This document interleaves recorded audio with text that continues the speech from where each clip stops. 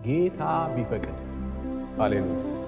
እሺ ጌታ ቢፈቅድ የሚል ሰው ጌታ ያለው ሰው፣ የሚገዛ ጌታ ያለው ሰው፣ የሚታዘዝለት ጌታ ያለው ሰው ነው።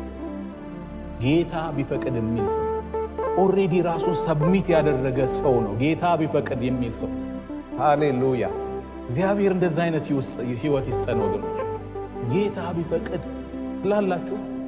በምታደርጉት ነገር፣ በምታወጡት እቅድ፣ ፕላን ጌታ ቢፈቅድ ትላላችሁ ወገኖቹ። ይሄ የመገዛታችን ምልክት እኮ ጌታ ቢፈቅድ ማለት በቃ የተገዛ ህይወት፣ ለእግዚአብሔር የተገዛ ህይወት።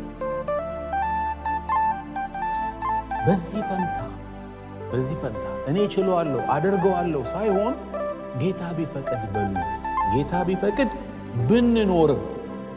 ብንኖርም ይህን ወይም ያን እናደርጋለን ማለት ይገባችኋል። ይህን ማለት ይገባችኋል። እግዚአብሔር ይርዳ። በጣም ጥሩ እየመከራቸው ነው ያዕቆብ እነዚህን ሰዎች ያለው። ዛሬ እኛንም ይመክረን ጌታ ቢፈቅድ። ብዙ ጊዜ ሰባኪዎች የሚናገሩት አንድ ምሳሌ አለ።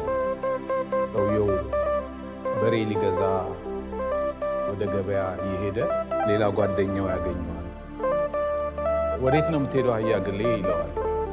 በሬ ገዝቼ ልመጣ ነው። አዎ እግዚአብሔር ቢፈቅድ በል አለው። እግዚአብሔር ቢፈቅድ በሬ ገዝቼ እመጣለሁ በል አለው። እንዴ ችግር አለ? ገንዘቡ በኪሴ ነው አለ። በሬውም ገበያ ነው። እሄዳለሁ፣ በሬውን ገዝቼ እመጣለሁ። ምን እግዚአብሔር ቢፈቅድ ማለት ምን ያስፈልጋል አለ እና ተለያዩ። ያኛውም ወደ ገበያ ሄደ እና መንገድ ላይ ወንበዴዎች አገኙትና ያው መላመላ ብለውት ገንዘቡንም ከኪሱ ወሰዱ። በኋላ ያኛው ሲመለስ ይሄም እያቃሰተ ሲመለስ አገኘ። አህያ ገሌ ምን ሆነሃል? ወዴት እየሄድክ ነው አለው። ጌታ ቢፈቅድ ወደ ቤቴ እየተመለስኩ ነው አለው ይባላል።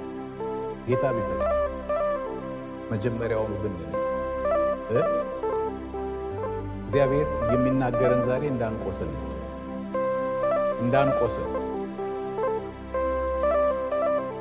ከእግዚአብሔር ፍቃድ ውጪ ሄደን በራሳችን መንገድ ሄደን እንዳንቆስል ነው እግዚአብሔር የሚናገረን። ስለዚህ ጌታ ቢፈቅድ ነው። ጌታ ቢፈቅድ ዘላለም እንደምትኖሩ ደግሞ አታስቡ። ሕይወታችሁ እኮ እንደምፋሉት ነው። ፕላናችሁ እና እቅዳችሁ በጣም የሚገርም ነው የሚላቸው እና እነዚህ ሰዎች